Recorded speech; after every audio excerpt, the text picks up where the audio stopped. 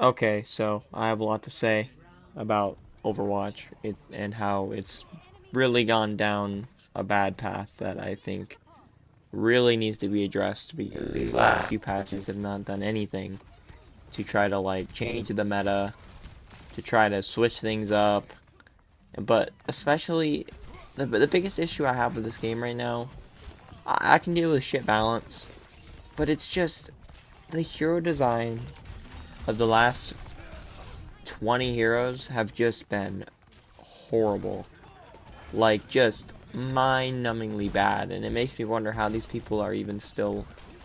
how are they even still, like, have their job? It's actually really upsetting. Uh, so, what do I mean when I say bad hero design? Well, let's take a look at the newest hero that they've added, Sierra. So, what is the biggest problem with her design? Because some would argue, well, she's fine, right? You can go around cover. You can stop the biggest issue, which I think most of us know is the tracking dart. When you get hit by that, it just auto-locks you and annihilates your entire health bar in a second. And you really have to play around cover. So it's not broken. But there are very big issues with this design. Because one of the biggest criticisms I have of all of the poorly designed heroes in this game is that all of their power resides in one specific area of the kit.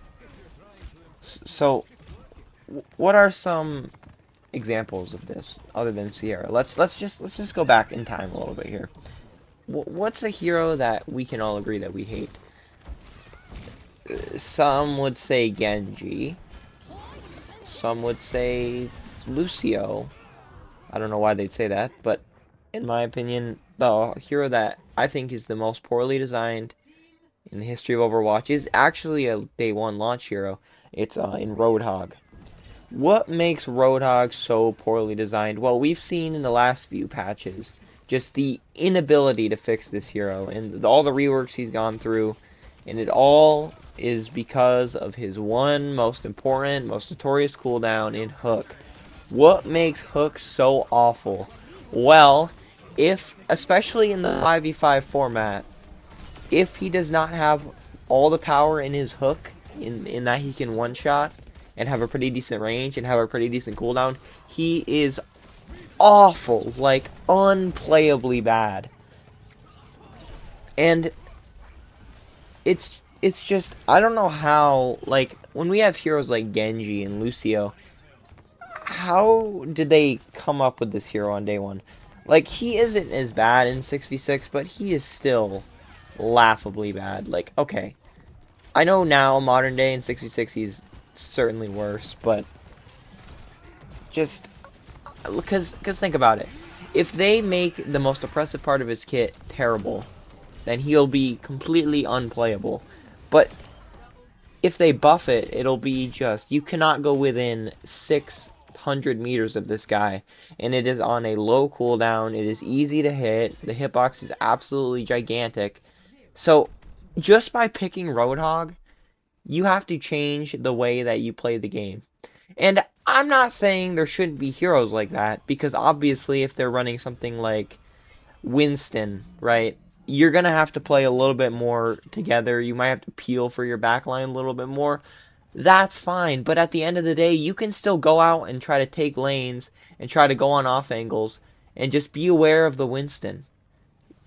But with something like Roadhog, you literally, if he is in your line of sight, you are not allowed to go with near him. And people might say, "Ooh, just track the cooldown, just track the cooldown, just track the cooldown." Yeah, I don't care how fair it is. I don't care how balanced it is. It is not fun. It is not interesting. And he's just a giant chunk of health, just running around, just throwing hooks around the corner, getting free picks, and it doesn't feel good. And I'm perfectly fine with being outplayed.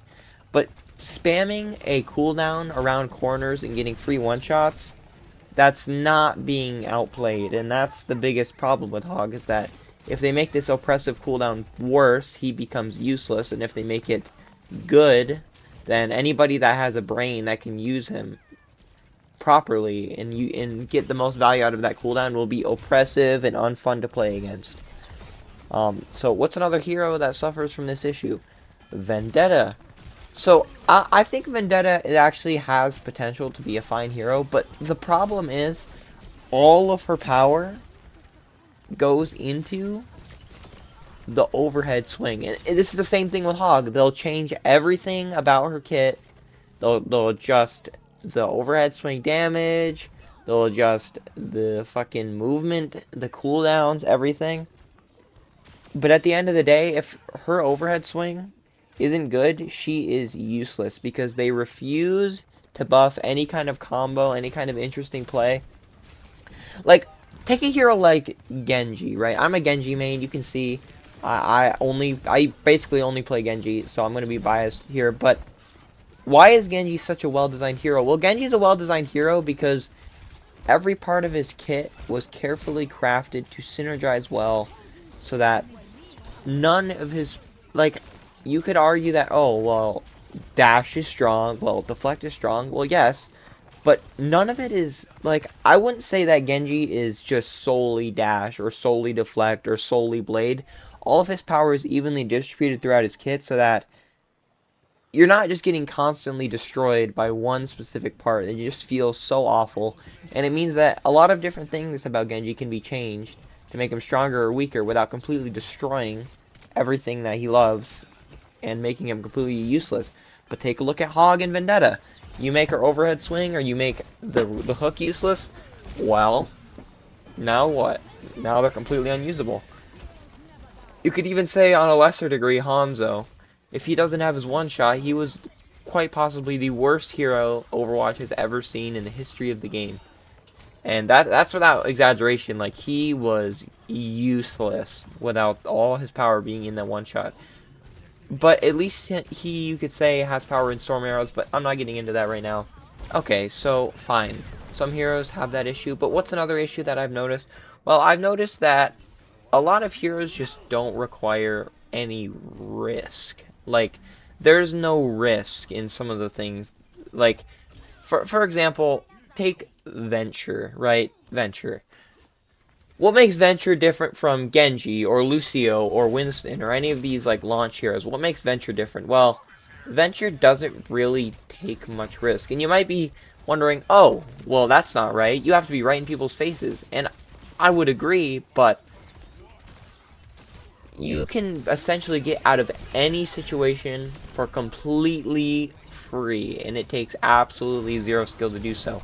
You can just burrow, you can just explode someone, burrow underground, and by the way, the shots on Venture it just doesn't, like, you cannot miss. Like, there is no way to miss. It is gigantic. So you can do a quick drill combo, burrow underground, leave, boom. You've required zero risk. And not only that, you have 275 health with armor.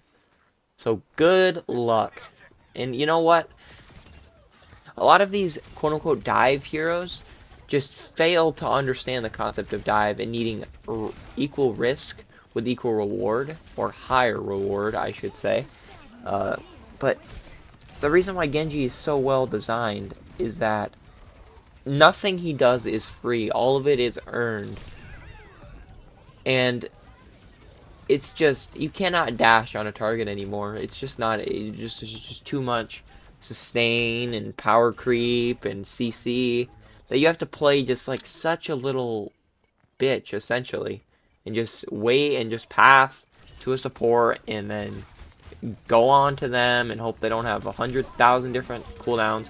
Oh, and speaking of 100,000 different cooldowns, let's talk about another one of my biggest gripes of the modern hero design. It's perfect heroes. What do I mean by perfect heroes? Well, let's look at Soldier, for example, or Zenyatta. Now, these are not perfect heroes. These are very well designed heroes, and I'm very happy where they are right now. I'd say Zen should do less damage, but overall, you know, with the state of the game, he kind of needs it anyway. But what makes Soldier and Zen not perfect heroes, and why is that good? Well, they have weaknesses, as in they can be dove. if you dive on a soldier as Genji or Sombra or whatever, he needs to outplay you. Once you've reached him as a dive hero, he needs to outplay you in order to survive that. You are at an advantage, right? Now let's look at something like, let's look at a perfect hero. Cassidy. Even if you close that distance, he can poke you out so easily. But even if you close that distance, you are still not at an advantage. You are at a disadvantage because now you're in the range of his most brain-dead cooldown in Hinder. Let's look at another one. Kiriko. What happens with Kiriko? Well, she tries to duel you. Okay, that's fine. I'm fine with Kiriko being a duelist. In fact, I like that about her. I like that you're not just heal botting. But what happens if she starts to eventually lose that 1v1? Just TP Suzu to the ground. There is no skill required.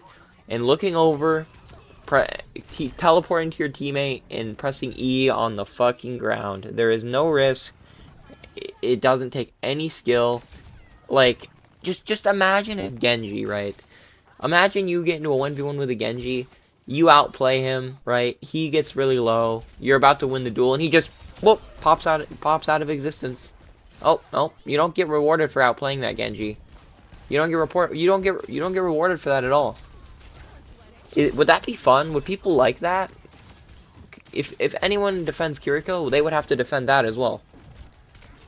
Because you cannot have heroes that are able to heal at the same degree as other heroes and also do damage at the same time and also have mobility.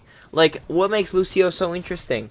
Well, he needs to choose between speed boost or healing, and he has very little healing. He does not have burst healing.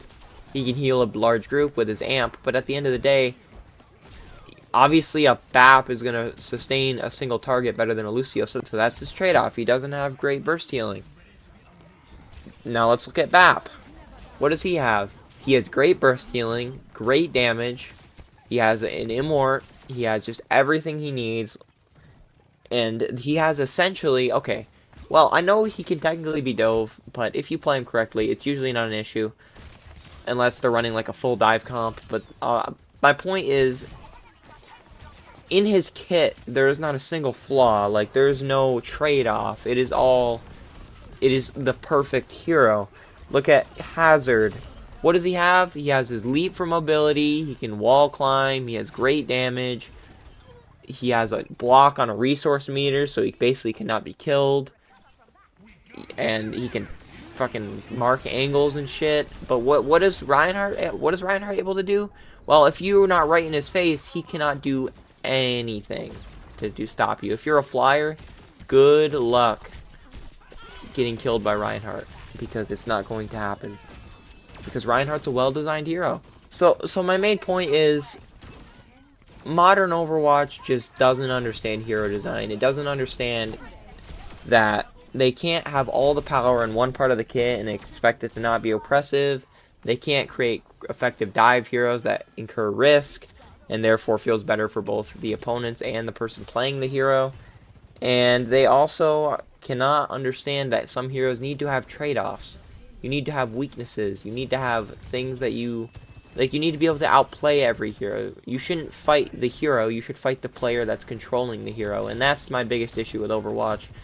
And I hope you guys understand that. But yeah, that's been my rant. I hope we get some better balance changes in the future. And I hope the Hog rework and the Sombra rework work out, because those heroes really need help. Alright, thank you for listening.